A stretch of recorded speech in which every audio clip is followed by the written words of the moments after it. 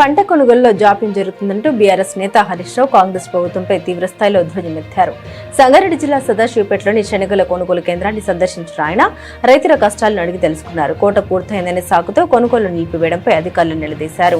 కాంగ్రెస్ హయాంలో రైతులు తమ పంటను మద్దతు ధరకు అమ్ముకోలేక అల్లాడుతున్నారని ఆవేదన చెందారు. ముఖ్యమంత్రి, మంత్రులు ఢిల్లీ, కేరళ పర్యటనలో బిజీగా ఉంటూ గాలి మోటార్లో తిరుగుతున్నారని, వారికి నేల మీద ఉన్న రైతుల బాధలు పట్టడం లేదని విమర్శించారు. సదాశివపేట మార్కెట్లో ఇప్పటికే కొన్న శనగల్ని కూడా బిల్లులు రావడం లేదనే సాకుతో బస్తాలు ఖాళీ చేసి రైతులకు వెనక్కి ఇచ్చేయడం అత్యంత దారుణమని ఆయన ధ్వజమెత్తారు.